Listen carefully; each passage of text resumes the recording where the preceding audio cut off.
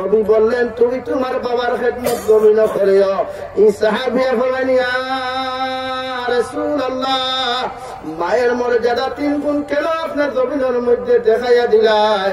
আবার নবী বলেন তোমার বাবা তোমার মারে বিয়া করিয়া 3 মাস 4 মাস ঘরের মধ্যে রাখিয়া তোমার বাবা মেঘালয় গেল, দুবাই গেল, চেন্নাই গেল, কুয়েতের জমিন গেল, তোমার মায় তোমার 10 মাস 10 দিন জমিনের মধ্যে গর্ভ ধারণ করিয়া তোমার মায় তোমার দাদির হক আদায় করলো, দাদার হক আদায় করলো, তোমার ফুফু তোমার ফুফার হক কান্তা জমিন আদায় করলো। সারাটা দিন তোমার মায় কর্ম করিয়া যখন বিকাল বেলা তাল খান্তা চলেন ভাত খাইতা, ওই সময় তুমি তোমার মায়ের গর্ভের মধ্যে যখন তুমি লাঠি মারলাই, তোমার মা জমিনে বেহুশ হইয়া পড়লা, ঠিক কিনা? তোমার মা জমিনে বেহুশ হইয়া পড়লো, তোমার বাবাই জানে না, তোমার মা জমিনে বেহুশ হইয়া উপাসে ঘুমার না। সারাটা রাত তুমি পেটের মধ্যে জ্বালা দিছ, যন্ত্রণা দিছ, তোমার মা মৃত্যুর সম্মুখীন হইতরা, মগর তোমার বাবা দুবাই থেকে খবর লইতরা, ঠিক কিনা?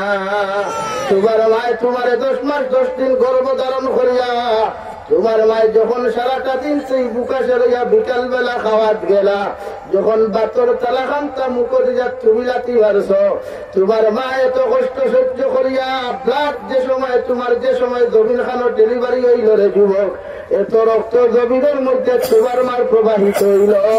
তোমার মা এত কষ্ট রে তোমার মুখমন্ডল খান দেখার লগে লগে 10 মাস 10 দিনের কষ্ট ভুলি যায়, ঠিক কিনা? যদি জায়গার মধ্যে কোন বেটা মানুষে কোন পুরুষ মানুষে যদি ডেলিভারি গ্রহণ করত, আল্লাহর কসম খাইয়া খইয়ার সন্তান জন্ম হওয়ার লগে লগে কপাল চুমা খাওয়া তো দূরের কথা, টেঙ্গ দরিয়া সারবার দি মারি ফেলাইতো, ঠিক কিনা? আমি নবী খইয়ার 10 মাস 10 দিন তোমার মায়ের গর্ভধারণ করিয়া 2.5 বছর পর্যন্ত পায়খানা প্রস্রাব সভা করলো। ইলামাত মাইয়া শীত যখন তুমি ঠান্ডার মধ্যে আমার কুলোর মধ্যে প্রস্রাব করো, তোমার মায় তোমার ঠান্ডার মধ্যে এটা আমার না ফেলাই আরে যুবক, তোমার মায় তোমার প্রস্রাব ঠান্ডার মধ্যে সারাটা রাত কাটাইলা, আর উনার হাড়ির আসল দি তোমার আগুনে রাখিয়া সারাটা রাত তোমার কম্বল দ্বারা বেষ্টন করাইয়া তোমার মায় তোমার শুকনা জায়গা ঘুম লাগাইছ, ঠিক কিনা? শুধু কেন তো শেষ নাই, যখন তোমার সর্দি যায় তা পাই যায়, তোমার যখন ডায়রিয়া দেখা দিলায়, তোমার বাবা দুবাই থেকে খবর লন, সন্তানের খবর খান্তা শোনাও, মগর রাত্রে 12টার সময় যখন ডায়রিয়া করলায়, তোমার মা একবার গর্ব তোমার কুলো লইয়া গরম মধ্যে ধর মারিয়া যায়, আর একবার গর থেকে বারে এখন আল্লাহ আমার জমিন তাকে নিও গিয়া, মগর আমার সন্তানটারে জমিন তাকে তুমি নিও না, আমার খানোর খান ভাষা খানটা তোমার লাইনে আমি আল্লাহ আসতে দিলাম, সকাল বেলা মেসা বকল যে কোরআন খতম খানটা পড়াইব, মগর আমার সন্তানদের জমিন থেকে তুমি নিও না, ঠিক কিনা?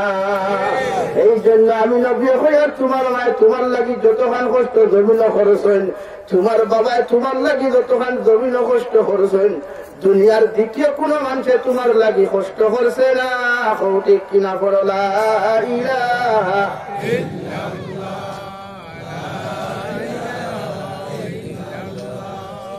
লা ইলাহা ইল্লাল্লাহ, লা ইলাহা ইল্লাল্লাহ,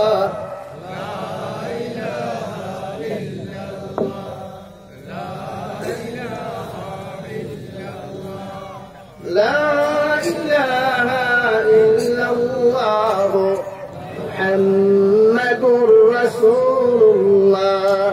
رب العالمين বলেন وقضى ربك ألا تعبدوا إلا إياه وبالوالدين إحسانا।